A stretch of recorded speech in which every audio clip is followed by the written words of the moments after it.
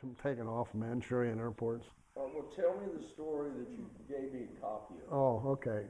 Well, I mean, you were the third American involved with that one, and then the fourth guy was the Russian, is what you're telling me? No. Captain Cope was my flight commander in the 335th. Okay, so there were four of you out there. There was four. We went up on I can show you in my records, I think it was the 16th of September. Yeah. And I looked in there and I noticed that the flight was only like an hour and a half. Yeah. You know what I mean? We didn't have any range. And when we was dogfighting, we was always 100 miles past the base. So Okay. the Russians had another advantage. They didn't need the fuel we needed. We had to be able to get home. Yeah, okay. So this Captain Cope, which was a fine gentleman, a lot of our flight commanders were World War II fighter pilots. And being as I was so young, I normally got stuck on somebody's wing. Yeah. So, but we had what they called the F-86As and the Es. The Es were the better 86s. Toward my end of my commitment, we got the first four F-86Fs. They were top secret.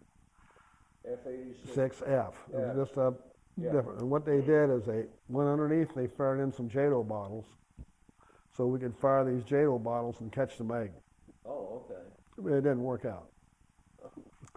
But anyway, they had three different kind of wing configurations, boundary fences, and some had slats. One didn't have slats. So as I recall, I was the second pilot in the crew to fly an F. So our flight, Captain Cope, when we got four of them, we had two Fs and two 86Es, and Captain Cope and his wingman took an F, and I was number 4 in an E, and I can't remember the guy's wing I was flying in. We left as a flight of 4 on a weather recce.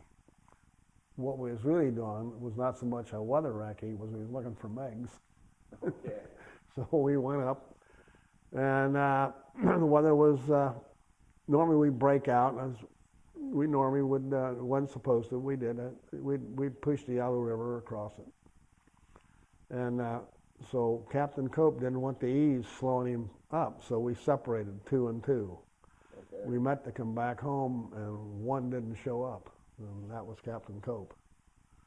It was very unhappy when we had our debriefing and we all pointed to different places on the Yelu River where we lost the MiG, or the 86, I mean. Yeah.